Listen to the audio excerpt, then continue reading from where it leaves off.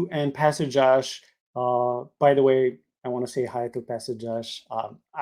He's a mutual. Well, he's your friend. He's only my Facebook friend. I never met him in person, but you have to appreciate his work. He's such a knowledgeable and passionate man of God.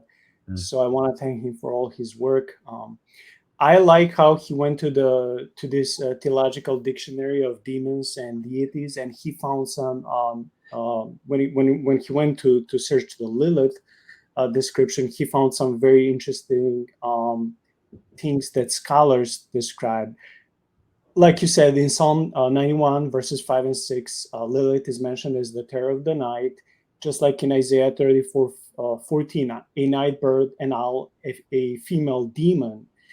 This dictionary says that Lilith is actually plural. It's demons, not just one demon. Now that can help us understand how come, if it's plural like legion, how come the same manifestation can be seen by different eyewitness reports who are not in the same region. They may be here and there, sometimes maybe even 5 minutes living from each other, but sometimes hundreds of miles away. For example, in West Virginia, if there's Mothman, and if people swear to see it by the O'Hare Airport right here in Chicago, in Illinois, and by the Michigan River, I mean, by the Michigan Lake, hypothetically speaking, of course, I don't know if that's true, but hypothetically speaking, if it is true, but there is also, you guys have a one that this dictionary entry actually help us to understand if there's plurality of demons among these.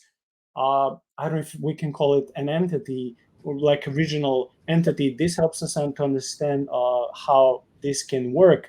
I also like how Pastor Josh found that in this dictionary, how an owl or Lilith can fly through a window, which it was super interesting because in one of their houses, a window which was attached to the wall fell down, and then there was suddenly this like a flood in their house, and there was no rain, there was no issue with the plumbing. And also, I like how he found that Mothman is a servant to the regional female principality called the Great Mother, which the ancient Shawnee Indians believed created that particular region in the West Virginia, which is also known as Lilith. So all these things, as you guys happen to progress, learn, study, would just put layer upon the layer and giving context about this whole topic. I mean, it's not just eerie, it's not just scary. It's also very interesting to see how the the demonic kingdom is not disorganized. It's not made of coincidences. It's not made of sporadic cases here and there. There's so much that we don't know. There's so much happening out there, and just I think that people who are watching this episode, I think we should not discourage them. Well, we should discourage them from all of them researching these things on their own, unless God is calling them, like you said. But I don't think we should discourage them from buying and reading John Kill's book or anything of that sort, if it can help them understand things of this sort. Even though, like I said, he was not. I mean, he's not a man of God, or he was not a man of God. I don't know if he's still alive. So, what is there more to say at the very end of this episode when it comes to the Mothman legend and Lilith, and how this, because by your own conclusion and Pastor Josh's conclusion, this is not just a regular demonic oppression and possession. We're talking about what Dr. Michael Heiser called, the fallen Elohim with small e, what the Apostle Paul calls principalities, powers, dominions, thrones in the New Testament. So we're talking about the original demonic entity that is way more powerful than a regular demon. What is there to say more about, how Lilith and Mothman fit in this, story? Well, so here's this is way at the outside. You remember I was talking about the concentric circles of what we know, what we suspect. This is way on the outside of something that we suspect. And this is Josh and Richie and Travis and all of us that we may, we're working on other stuff as well. What we think is probably the case is that there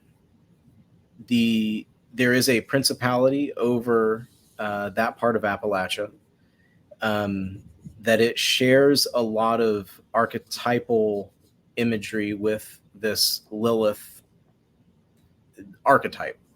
And I think that's what it is. You shouldn't think of Lilith as a capital L proper noun thing, even though Wiccans and others will worship her as if that's what it is, as if it's a singular entity. I think it's a type of entity.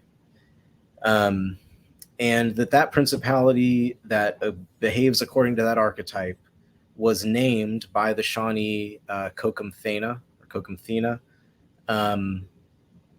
that subservient to that entity as part of the hierarchy are things like whatever's manifesting as the Mothman, these shadow figures. We also had an instance of someone reporting a goat-headed figure that they captured in a photo in that house, which is reminiscent of the imagery associated with Pan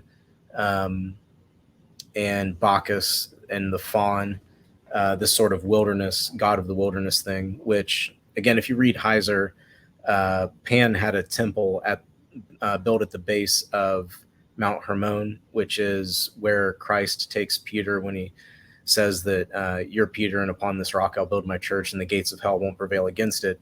Well, the gates of hell was a cave with an essentially bottomless cave inside the temple to Pan.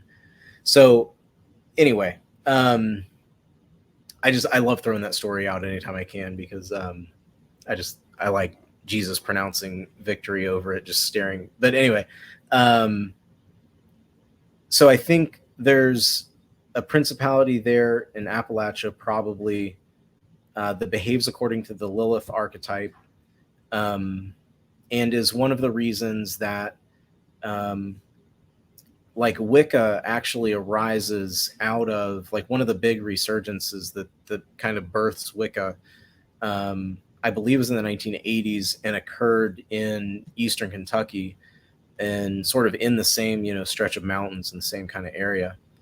And we've got reports. We're working with the guys from Appalachian Intelligence, is another podcast that have a bunch of really interesting stories related to the same kind of archetypal Lilith stuff going on down there. So I think that is a principality in that region. And I think that probably the last thing I want to say about it is we can get the impression, especially people that are drawn to this kind of strangeness, and I count myself among them, right? I mean, there's a reason that I'm working on this stuff. We can get the impression that, the real spiritual warfare, the real meat of it, is going out in the field and, recording stuff and having experiences that are difficult to explain. I think it's important to remember, and I love Josh and what they're doing at New Haven and Richie for this reason. The real pointy end of the spear of spiritual warfare is sharing the gospel with someone, with your neighbor, and proclaiming the sufficiency of Christ for all people. That's where, I mean, if you want to wield the sword of the Spirit, that's wielding the sword of the Spirit. This other stuff is interesting, and I think it's important, particularly important for the church, particularly for young men in the church, because one of the effects that doing this has had on me is realizing that everything I do, every role that I fulfill, from father, husband, in my church, in this work that I do, everything that I do is essentially a martial or military function in a grand cosmic war. And that's, I think, particularly young men in the church, are dying for lack of purpose and lack of mission. And one of the reasons that video games are so appealing, and I'm not trying to crap on video games in general, but one of the reasons it's so appealing is because you go fight the dragon in the virtual world. And I think realizing that what we're called to do is advance the kingdom of Christ and fight the dragon in the real world, like in a way that, like, it's as real as the table that my computer's sitting on. It's as real as you and me. That mission, that purpose should serve young men well. And one of the reasons, I mean, that's one of the things that I'm hoping to accomplish in doing this is illustrating the reality of the spiritual war that's going on. And I hope, I mean, my dream is to go do it with like missionaries on the mission field somewhere, where I think the real tip of the spear is, you know.